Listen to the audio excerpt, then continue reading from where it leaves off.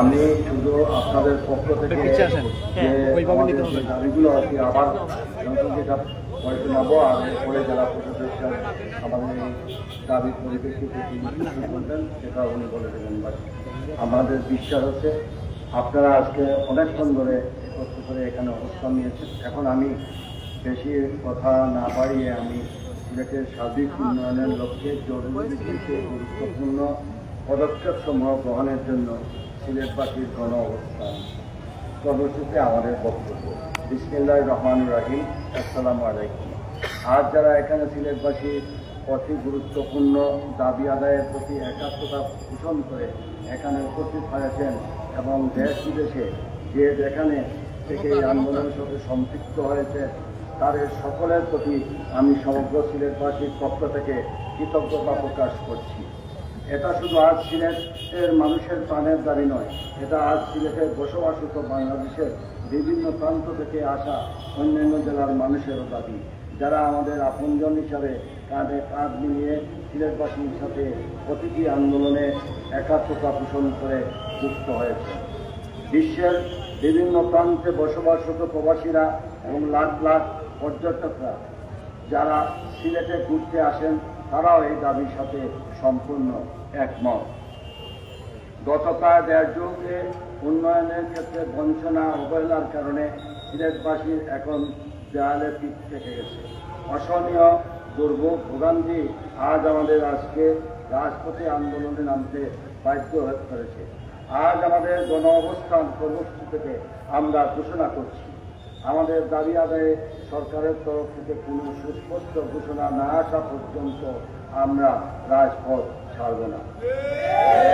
প্রিয় সিলেটবাসী, প্রকৃতির অকৃপণ সৌন্দর্য আর অপরিমেয় সম্পদ সিলেটকে বাংলাদেশের মধ্যে অনন্য বৈশিষ্ট্যমণ্ডিত জনপদ হিসাবে গড়ে তুলেছে। হযরত শাহজালাল রহমতুল্লাহ আলাইহির ৩০০ সাইকেলের পূর্ণ স্পর্শে ধন্য বাংলাদেশের আধ্যাত্মিক রাজধানী সিলেট নয়নাভিরাম সবুজ চা বাগান, পাহাড়ি বনাঞ্চল, সোয়াম্প ফরেস্ট, সুরমা কুশিয়ারা, মনুফয় আর অসংখ্য হাওর পাহাড়ে স্বচ্ছ নীল সুতদিনী পাহাড়, বন, নানা প্রজাতির বৃক্ষ রাজিতে আচ্ছাদিত প্রকৃতির এক অপূর্ব উপহার পূর্ণভূমি সিলেট। প্রকৃতি যেমন উজাড় করে দিয়েছে সৌন্দর্য, তেমনি দিয়েছে প্রাকৃতিক গ্যাস, উচ্চমানের পাথর, বালি, অমূল্যবান খনিজ সম্পদ, যা যুগ যুগ করে সমগ্র বাংলাদেশের আর্থসামাজিক অবকাঠামোগত উন্নয়নে ভূমিকা রেখে চলেছে। বাংলাদেশের সামগ্রিক অর্থনীতিতে আমাদের সিলেটের প্রবাসীদের যুগান্তকারী ভূমিকা সর্বজনবিদিত।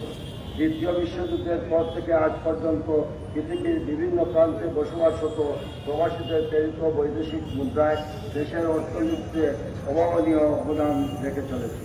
জুলাই বিপ্লবের পর আমাদের অভিবাসী প্রেরিত রেকর্ড পরিমাণ রেমিটেন্স বৈদেশিক মুদ্রার স্থিতিশীলতা এবং আর্থিক বাজারে আস্থা ফিরিয়ে আনতে সহায়তা করেছে। কিন্তু দুঃখজনক হলেও সত্য, বাংলাদেশের আর্থসামাজিক, রাজনৈতিক, সাংস্কৃতিক প্রতিটি ক্ষেত্রে অত্যন্ত গুরুত্বপূর্ণ ভূমিকা রাখা সত্ত্বেও আজ সিলেটবাসী বৈষম্যের শিকার। শিক্ষা, স্বাস্থ্য, যোগাযোগ, বিদ্যুৎ, পানি, গ্যাস অর্থাৎ নাগরিক জীবনের যাত্রার মৌলিক চাহিদাগুলো ন্যায্য অধিকার থেকে সিলেটবাসী বারবার বঞ্চিত হচ্ছে। বিশেষ করে গত দেড় যুগে সিলেটবাসী যে বৈষম্যের শিকার হয়েছে তা সিলেটবাসীর ধৈর্যের বাঁধ ভেঙে দিয়েছে। সহযোগাযোগ সমগ্র সিলেটের সহব্যবস্থা অসহনীয়ভাবে হুমকির মুখে আছে। সিলেট ঢাকা, সিলেট চট্টগ্রাম মহাসড়কের উন্নয়নে প্রকল্প বিভিন্ন সময় গ্রহণ করা হয়েছে। এ লক্ষ্যে জমি অধিগ্রহণের কাজও শুরু হয়েছিল, কিন্তু দুঃখের বিষয়ে মাঝামাঝি অবস্থায় এসে অজ্ঞাত কারণে প্রকল্পটি মুখ থুবড়ে পড়ে গেছে। সেই সঙ্গে সিলেটবাসীর দীর্ঘদিনের প্রত্যাশা 4 লাইন বিশিষ্ট মহাসড়কের স্বপ্নটিও অঙ্কুরে বিনষ্ট হয়ে যায়। আজ সেই স্বপ্নের বাস্তবায়ন শুরু করা হয়।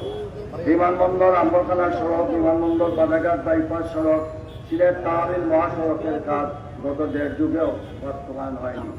শুধু মহাসড়ক নয়, সিলেটের অভ্যন্তরে সড়কের বেহাল অবস্থা প্রতিনিয়ত সিলেটবাসীকে হতাশায় নিমজ্জিত করেছে। প্রতি মাসে গড়ে প্রায় লক্ষাধিক দেশি বিদেশি পর্যটকরা আগমন ঘটে সিলেটে, কিন্তু এক পরিসংখ্যানে দেখা যায় শুধুমাত্র যাতায়াত ব্যবস্থায় দুর্ভোগের কারণে পর্যটকের সংখ্যা 40% কম হয়। বিশেষ করে বিমানবন্দর থেকে আম্বরখানা পর্যন্ত সড়কের তীব্র যানজট সিলেট সম্পর্কে বহিরাগতদের প্রত্যাশা অনেকাংশে ম্লান করে দেয়। তাই আমরা সিলেটবাসী এখন গণপ্রজাতন্ত্রী বাংলাদেশ সরকারের সড়ক ও পরিবহন সেতু মন্ত্রণালয়ের কাছে টেকসই মহাসড়ক নেটওয়ার্ক, নিরাপদ সড়ক পরিবহন ব্যবস্থার আওতায় আমাদের সিলেট ঢাকা, সিলেট চট্টগ্রাম মহাসড়ক, বিমানবন্দর আম্বরখানা সড়ক, বিমানবন্দর বাদাঘাট বাইপাস সড়ক, সিলেট তহবিল মহাসড়কের কাজ দ্রুত বাস্তবায়ন এবং অভ্যন্তরীণ সড়কগুলোর সংস্কার ও রক্ষণাবেক্ষণের দাবি জানাচ্ছি। দেশের পরিবহন ব্যবস্থায় গুরুত্বপূর্ণ ভূমিকা পালনকারী বাংলাদেশ রেলওয়ে রেল পরিবেশের পরিচালনা, রেলপথ পরিচালনা, রক্ষণাবেক্ষণের ব্যবস্থা সিলেটের ক্ষেত্রে পুরোপুরি ধ্বংস হয়ে পড়েছে। ব্রিটিশ শাসন আমলের 1862 সনে যাত্রা শুরুর পর আজ অবধি সেই মান্যতা নিয়মেই পরিচালিত হচ্ছে। বাংলাদেশ রেলওয়ে সিলেট ঢাকা, সিলেট চট্টগ্রাম সহ অভ্যন্তরীণ রুটগুলো সেই কারণে রেলপথে যোগাযোগ ক্ষেত্রে সিলেটবাসী তীব্র সমস্যার মুখোমুখি হচ্ছে। ঘন ঘন দুর্ঘটনা, বদিনায় যুক্ত হওয়া, টাকার বিনিময়ে অনির্ধারিত স্থানে ট্রেন থামানো, রেলপথে অবৈধ মালামাল পাচার, দালালদের দৌড়াইতে অনলাইন টিকিট না পাওয়া, নির্ধারিত সময়ে ট্রেন না ছাড়া ইত্যাদি অসহনীয় বিষয়ে সিলেটবাসীর জন্য নিত্যনৈমিত্তিক ঘটনা হয়ে দাঁড়িয়েছে। সিলেট ঢাকা রেলপথে একটি পর্যটন ট্রেনে চালু থাকলেও তা বাতিল করে শেষ পর্যন্ত চট্টগ্রামে নিয়ে যাওয়া হয়, যা সিলেটবাসীর মনে চরম ক্ষোভের সৃষ্টি হয়েছে। তাই আমরা সিলেটবাসী নতুন ট্রেন চালু, বিদ্যমান রেলগুলোর সংস্কার, নিবিড় পর্যবেক্ষণ ও রক্ষণাবেক্ষণে একাধিক কম্পার্টমেন্ট বাড়ানো, পুরাতন বগি মেরামত, সংস্কার ও সংরক্ষণ সহ আনুষঙ্গিক ব্যবস্থা গ্রহণের দাবি জানাচ্ছি। বিমান পরিবহন, প্রবাসী অধ্যুষিত সিলেটের মানুষের দীর্ঘদিনের পুঞ্জীভূত ক্ষোভ রয়েছে বাংলাদেশ বিমানের পরিবহন ব্যবস্থার প্রতি। বহির্বিশ্বে বসবাসরত আমাদের রেমিটেন্স যোদ্ধারা বাংলাদেশের সামরিক অর্থনীতিতে অত্যন্ত মর্যাদা ও ভূমিকা রাখলেও দেশের মাটিতে আসার পরপরই তারা নানাভাবে হেনস্থার শিকার হচ্ছে। আমার মনে হয় দীর্ঘ এই নাম না করে আমাদের সংক্ষেপে সমাজের সময় হচ্ছে বিমানের ভাড়া আপডাউন, এটার একটা নির্ধারিত সময়ে আসা, আমাদের বন্যপ্রমণ আচ্ছা, তারপরে পরিপূর্ণ সংযুক্ত সিলেটের ক্ষেত্রে বাস্তবায়ন হয়েছে। আমাদের বিশেষ করে সিলেট বিভাগের যে রাস্তাঘাটে, সেটা এই নিয়ে 3 বার প্রজেক্ট চলে আসলেও বাংলাদেশের 5টি ডিভিশনের মধ্যে 4টি ডিভিশনের কাজ সম্পন্ন হলেও সিলেটেরটা বারবার করতে যায় এবং এখনো আবার যেটা চলে আসছে সেটা আবার পরীক্ষামূলকভাবে বলা হচ্ছে কমই নয়। এটা যদি এখন স্বাধীন সরকার সচিব একটা প্ল্যানিং একটাকে পাঠান তাহলে আমাদের কার্যটা, নতুবা আপনার নির্বাচনের তফসিল ঘোষণা হলে পরে আমাদের এই কাজ হবে না। তাই আমাদের দাবি এটা ইমিডিয়েট কালবছর মতো আমাদের প্ল্যানিং মিনিস্ট্রিতে পাঠানো। আর হচ্ছে আমাদের আবাসিক গ্যাস, আমাদের এখানে গ্যাস উৎপাদন হয়। আপনারা যাদের কাছে গ্যাস দিলেন তারা এই টাকা ভাড়া লুট করে ভারতে প্রচার করেছে, অথচ আমাদের সাধারণ মানুষের গ্যাসের এটা আমাদের জাতীয় সিদ্ধান্ত। তবে আমাদের দাবি হচ্ছে আমাদের বিশেষ করে খাবার পানির জন্য ওয়াটার ট্রিটমেন্ট প্ল্যান্ট বাস্তবায়ন হয়েছে, বিজলি মেনটেন করা হয়েছে, সব হয়েছে 2021 সালে। কিন্তু এখানে একটা শর্ত লিখে দিচ্ছেন যে এখানে ওয়াসা হলে পরে তো অটোমেটিক্যালি যে সুবিধা করে সেটা নেবে। আমরা চাই আমাদের ইমিডিয়েট সেটাও আমাদের যত যাবে তার থেকে এটা এটার মানুষ হাহাকার করতেছে খাবার পানি। এরপরে আছেন বিদ্যুতের লোডশেডিংয়ে অবস্থার কারণে আমাদের পানি সহ অন্যান্য সম্পদ আমাদের নষ্ট হয়ে যাচ্ছে। তৃতীয়ত হচ্ছে এই পরিবেশের যে এখানে পরিচালক, সে এই রাস্তাঘাট যতটা ডেভেলপমেন্ট আসে সে এখানে সব কিছুর মধ্যে আপত্তি দিয়ে রাখে অথবা ছাড়পত্র দেয় না। এই নিয়ে আমাদের সকল রাস্তাঘাট আমরা সড়ক ও জনপথ বিভাগ পরিষ্কার ওটা বলছে যে পরিবেশ অধিদপ্তর থেকে ছাড়পত্র না পাওয়ার কারণে তারা এই প্রজেক্টটা পাস করতে পারছে না।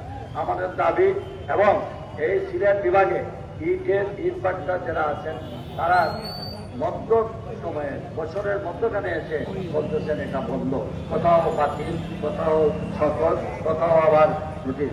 আমরা চাই অন্যান্য জেলাতে যেভাবে ছাড়পত্র দেওয়া হয়েছে আমাদের যদি বন্ধ করতে হয় বছরের শেষ মাসে গিয়ে মনোহান্তে এটা দিয়ে বন্ধ, কিন্তু মধ্যখানে বন্ধ করা যাবে না। এবং এই বিভাগের যে পরিচালক উনি আমাদের মনে হয় প্রশাসনের সঙ্গে যোগাযোগ করে আমরা চাই তার ইমিডিয়েট এখান থেকে এই সিলেট ডিস্ট্রিক্ট এই পরিচালককে এখান থেকে ইমিডিয়েট আপনার মানুষের মধ্যে সারা বিভাগে তার প্রতি একটা সব আর হলো বিশুদ্ধ নদীমানগুলোর ব্যাপারে আপনার কাছে আপনারা জানেন।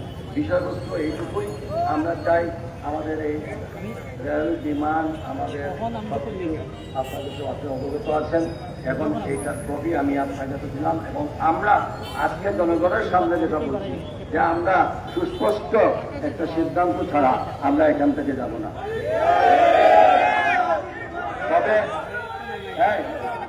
তবে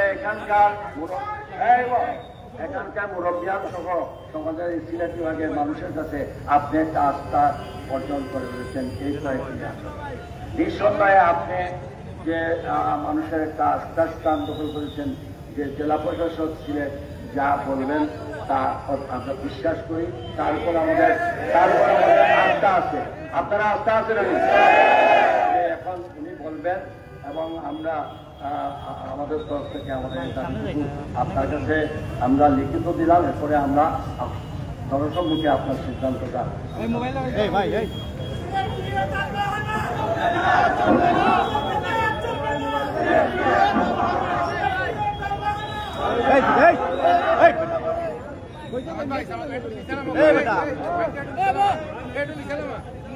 এখানে উপস্থিত সিলেট সিটি কর্পোরেশনের সাবেক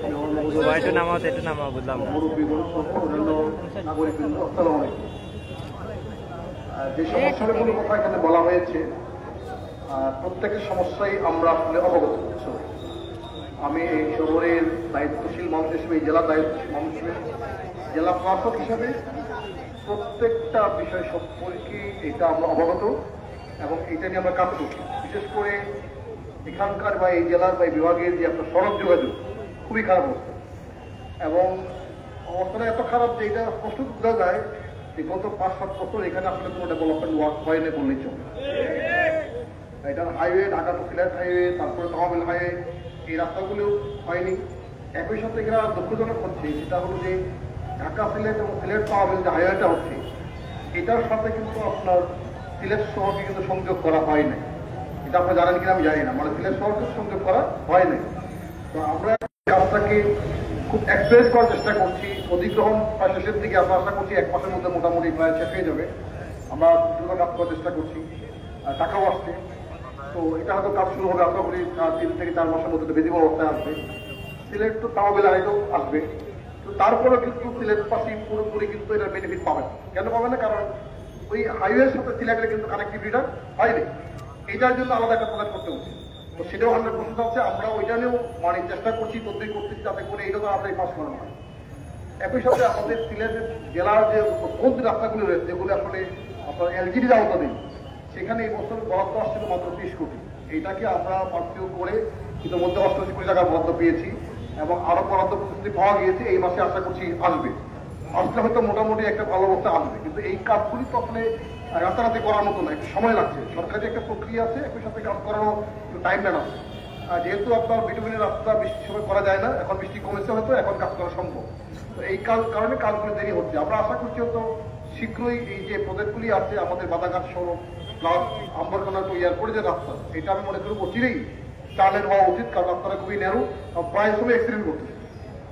তো এখানে টিলার কিছু ট্রিমিং করতে আমরা দেখি সেটা কি করা যায়। আমি মনে করি আমাদের দুটোই কি এনশিওর করতে হবে, একসাথে পরিবেশে রক্ষা করতে হবে, উন্নয়নও করতে হবে, ব্যবসাও করতে হবে, মানুষের চলাচলকেও নিয়ন্ত্রিত করতে হবে। সবগুলো বিষয়কে অ্যাডজাস্ট করিয়ে আমরা করার চেষ্টা করছি। একটু সময় লাগছে, আমি আশা করছি অতি শীঘ্রই আপনারা বিধিমুক্তি দেখতে পাবেন। আমি এবং আমাদের এখানে গোলাপী চত্বর থেকে এই যে রাস্তাটা এই রাস্তাটা খুব খারাপ। তো এটা গত আমরা 3-4 দিন আগে আমরা অনুমোদন পেয়েছি। আশা করছি এই রাস্তাটা হয়তো ইমিডিয়েটলি কাজ শুরু হবে, মানে হবে ইনশাল্লাহ। এইগুলো হলে একটু মোটামুটি আগাবে। আর একটা অসুবিধা হচ্ছে আমাদের এখানে জানেন যে এই শহরে কিন্তু এবার এই শহরটা আমাদের ব্যস্ত হচ্ছে উদলা পানি খাওয়ার সমস্যা, খাওয়া পানির সমস্যা। এটা একটা প্রজেক্ট আছে, আমরা এটাকে আরো দ্রুত চেষ্টা করবো পাস করানোর জন্য। আমি মনে করি যে এখানে মানে আমরা গ্রাউন্ডটা অনেক পিছিয়ে নেমে যাচ্ছে, সুতরাং পানি খাওয়ার একটা ব্যবস্থা অবশ্যই আমাদের করা উচিত। এটা নিয়ে আমরা কাজ করছি। সরকার সংশ্লিষ্ট সকল দপ্তর আমাদের যোগাযোগ বলতে আসতে হতো, কাউকে কথা হচ্ছে আজকে কথা বলছি। আর রেলের যে সমস্যাটা আছে, রেলের সমস্যাটা কয়েক রকম। একটা হলো একটা অভিযোগ ছিল যে এখানে টিকিট পাওয়া যাচ্ছে না। এটাকে আমরা মোটামুটি একটু ফেরানোর চেষ্টা করছি। গত 24 তারিখ থেকে রামদাসপুর 4টা ট্রেনের সমস্যা অনুযায়ী র্যাব এবং পুলিশের সহযোগিতা আমাদের সেটা বৃদ্ধি করছেন এবং আমার মনে হয় যে কিছু টিকিট এখন আগে চিলি হয়েছে, কিছু পাওয়া যাচ্ছে। আর রেল নতুন করে দেওয়ার জন্য আমি চেষ্টা করছিলাম, কিন্তু এই মুহূর্তে মন্ত্রণালয় নতুন করে আমরা দিতে পারতেছি না, কারণ এই মুহূর্তে কেন নাই, ইঞ্জিন নাই। তো কুচ কিছু আছে, আমরা ইতিমধ্যে 10টা কুচ পেয়েছি, 8টা লাগানো হয়েছে, হয়তো একটু লাগবে এটা। তো এইটা একটু বিষয় সত্যিকর। আরেকটা অসুবিধা হচ্ছে নির্দিষ্ট সংখ্যকের বেশি কুচ দেওয়া যাচ্ছে না। কারণটা হলো আমাদের এই এয়ারলাইনটা পাহাড়ের উপর যেতে পারে, ফলে এইটা বেশিরভাগ কুচতে উঠতে পারে না, এই যে সমস্যা। নাহলে আরো কয়েকটা কুচে তো এই ট্রেনের সাথে দেওয়া যেত। তো বিষয়টা সরকারের এতে আছে, দৃষ্টিতে আছে, এবং আমরা আশা করছি যে বেশি দরকার যেটা সেটা হচ্ছে রেল লাইনটার আপনার সংস্কার। এটা হলো খুব বেশি দরকার। এটা নিয়েও কথা বলছি আমরা, আশা করছি হয়তো চিরি হবে। যে সমস্যাটা হয়েছে গত কয়েক বছর এই জায়গাটাতে মনোযোগ না দেওয়ার কারণে, বা এখানে যারা দায়িত্ব ছিলেন আমি মনে করি জায়গায় ঘাটতি আছে, তো এটা করতে না পারার কারণে অনেকগুলি সমস্যা একসাথে এসে গেছে। তো এই দুটো আশা করি সমস্যা হবে, সমাধান হবে। আর আপনার এয়ারলাইন্সের যে সমস্যা, আমরা জানেন যে আমরা এটা বসছিলাম, তো এয়ারলাইন্সের টিকে নিজে আপ ডাউন করে ফ্লাকচুয়েট করে। তো আমরা আমি এটা গতকালকেও আমি সিভিলেশন মিনিস্ট্রিতে কথা বলেছি সচিব ম্যাডামের সাথে, এবং আপনার সাথে খুশি হবে যে অতি শীঘ্রই সরকার যাতে করে এইভাবে 1 ঘন্টা আগে 4,000 টাকা টিকিট, 1 ঘন্টা পরে 10,000 টাকা, এটা তো করতে না পারে। সরকার একটা আইন করতে যাচ্ছে, এই আইনটা আশা করছি 1-2 সপ্তাহ বা 3 সপ্তাহের মধ্যে এটা হবে ইনশাল্লাহ। এইটা হলে অনেকটা নিয়ন্ত্রণে আসবে। এই কয়েকটা বিষয় এতে আছে। আর বাকি আরো কিছু সমস্যা নিয়ে আমরা কাজ করছি। আমি কিন্তু আজকে দেরি করে আসছি। আসলে আজকে আমাদের কৃষি মন্ত্রণালয় মাননীয় সচিব মহোদয়, ওনার 14 জন officer, additional secretary, joint secretary সহ আমাদের বাড়ি বিড়ি সমস্ত ডিজি থেকে নিয়ে উনি এই শহরে কিন্তু একটা ওয়ার্কশপ করছে সকাল থেকে, যে এই জেলার এবং এই বিভাগের কৃষির কিভাবে মান উন্নয়ন করা যায়। এবং সেখানে কিন্তু আমাদের ড্রেজিং এর বিষয়টা আসছে। আমরা যদি নদীগুলোকে ড্রেজিং করতে না পারি, তাহলে সামান্য বৃষ্টি হলে, পানি হলে কি বন্যা হয়ে যাবে, উত্তরা পড়বে। একই সাথে এই সার্ভিসের না থাকলে আমাদের কৃষিতে কিন্তু ইরিগেশন হচ্ছে না। এই ইরিগেশনের সাথে একটা বিষয় আছে, একই সাথে খাবার পানির একটা বিষয় আছে। এগুলো নিয়েই সকাল থেকে আলোচনা হচ্ছিল। আমরা সেখানে ভালো একটা প্রোগ্রেস আমরা আশা করছি যে অতি শীঘ্রই সেখান থেকে ভালো কিছু পাবো। সমস্যা অনেকগুলো পুঞ্জীবিত সমস্যা আমাদেরকে একসাথে সমাধান করতে হবে, এই জন্য সময় লাগছে। আমি আপনাদেরকে অনুরোধ করবো, সরকার এইটা নিয়ে অকেফল, আমরা নিয়মিত যোগাযোগ রাখছি সরকার সংশ্লিষ্ট মন্ত্রণালয় দপ্তরে। আমরা আশাবাদী ইনশাল্লাহ শীঘ্রই সমাধান হবে। এবং ইতিমধ্যে এলজিডির অনেকগুলি রাস্তা কিন্তু টেন্ডার করা হয়েছে। আশা করছি আগামী 1-2 মাসের মধ্যে এটা তৈরি কাজ শুরু হবে, তখন অনেকটা ভিজিবল হবে। কারণ অনেকগুলো রাস্তা কিন্তু খুবই খারাপ, এগুলো আমি নিজে গিয়েছি, নিজে দেখেছি। তো আমি আপনাদেরকে অনুরোধ করবো, আপনারা সরকার আস্থা রাখেন।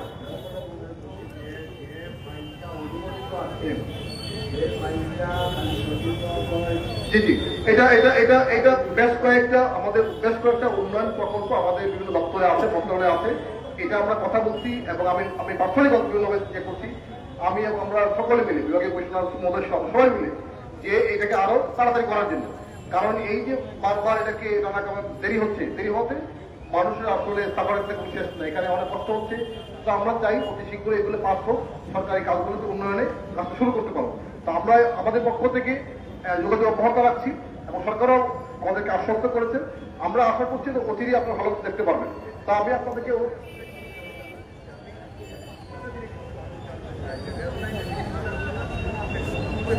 না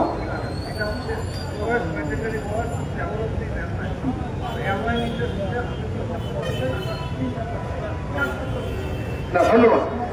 রেল লাইনের যে প্রজেক্টটা, এই যে রেল লাইনের আপনার যে এই লাইনটাকে সংস্কার করা, এটার সময় লাগে, কারণ এটা একটু টেকনিক্যাল বিষয় আছে।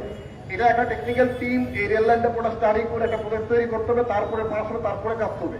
এটা আমি আপনাদের কি আমার ধারণা, এটা কিন্তু মিনিমাম 1 বছর লাগতে হচ্ছে আপনার রেল লাইন স্টাডি করে, বা এটা আমাদের করা উচিত। আমি চাইবো এটাকে এমনভাবে করা উচিত যাতে করে আজ থেকে আগামী 100 বছর পর্যন্ত রেল লাইনের হাত দিতে না পারে। আমি মনে করি যে পরিকল্পনাটা ভালো করে করা উচিত। যাতে করে বাস্তবায়ন করলে এটা পরের দিনে কোনো সমস্যা তৈরি না হয়। এই জন্য আপনাদের এই জায়গাটা একটু ধৈর্য ধারণ করতে হবে, কারণ এই পুরানো 200 বছর 150 বছর আগের লাইন এটা আপনি চেঞ্জ করবেন, সুতরাং এটা কিন্তু 3 মাসের মধ্যে সম্ভব না, কারণ এটা টেকনিক্যাল বিষয়গুলো আছে, লাইনের বাস্তবায়ন বিষয়গুলো আছে, এগুলো দেখে করতে হবে।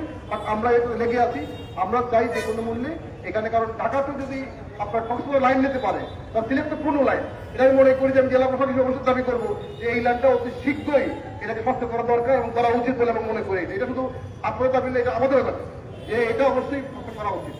আর এবং আরেকটা বিষয় হচ্ছে আপনার এখানে এয়ারলাইন্সে ডিসেম্বরের মধ্যে আরো কয়েকটা ফ্লাইট বাড়বে।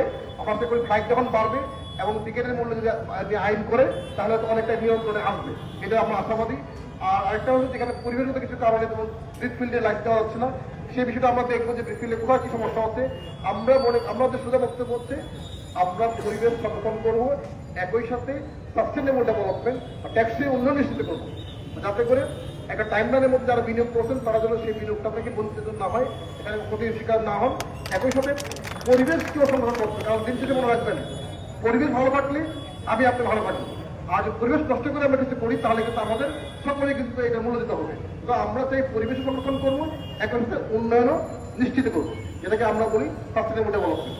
আমি আশা করছি যে আপনারা সরকারের উপর আস্থা রাখবেন, আমাদের উপর আস্থা রাখবেন, এবং আজকে আপনাদের এই যে কর্মসূচি আমি অনুরোধ করবো এখানে আপনারা সমাপ্ত ঘোষণা করবেন। আমরা সরকারের সাথে নিয়মিত যোগাযোগ অব্যাহত আছে আমাদের সকলের, এবং প্রতি মাসে যে আমাদের বিভিন্ন মিটিং সরকারের সাথে এগুলোর কথা হচ্ছে। এবং আমি আপনাদের আরেকটা অ্যাডভান্স খবর দিই, আমাদের যে টুরিস্ট স্পট যেগুলি আছে বিভিন্ন জায়গায়, সাদা পাথর, আপনার ডাবলং, উৎপাছড়া, তারপর হচ্ছে আপনার কম খরচ রাতারগুল, এগুলি নিয়ে কিন্তু সরকারের একটা মহাপরিকল্পনা নিচ্ছে এবং মোটামুটি ফাইনাল করছে। আমরা কিন্তু আপনারা দেখবেন যে আজ থেকে হয়তো 1 বছরের মধ্যেই এই জায়গাগুলো একটা ভিজিবল পরিবর্তন দেবো, দৃশ্যনীয় পরিবর্তন আসবে, এবং আপনাদের ভালো লাগবে। দেখবেন যে আমরা কিন্তু জানতে যাবো যে না রাতারগুল অনেক পরিবর্তন হয়ে গেছে, সাদা পাথর অনেক পরিবর্তন হয়ে গেছে। এবং আমাদের পরিকল্পনা হচ্ছে এখানে প্রত্যেকটা টুরিস্ট স্পটকে মানে ওয়াটার কানেক্টিভিটি, মানে আমি একটা পিট করে একটা নৌকায় উঠবো, আপনি সাদা পাথর থেকে রাফলং যাবো, সেখান থেকে যাবো, এবং রুট কানেক্টিভিটি, এটা হয়তো সময় লাগবে, বাট আমাদের এখানে পরিকল্পনা আছে। তো আমি আপনাদেরকে অনুরোধ করবো আপনারা আজকে আপনাদের এই কর্মসূচি এখানে স্থগিত ঘোষণা করে সমাপ্ত করবেন, এবং আপনারা আমাদেরকে খালি করে দেবেন। ধন্যবাদ সবাইকে।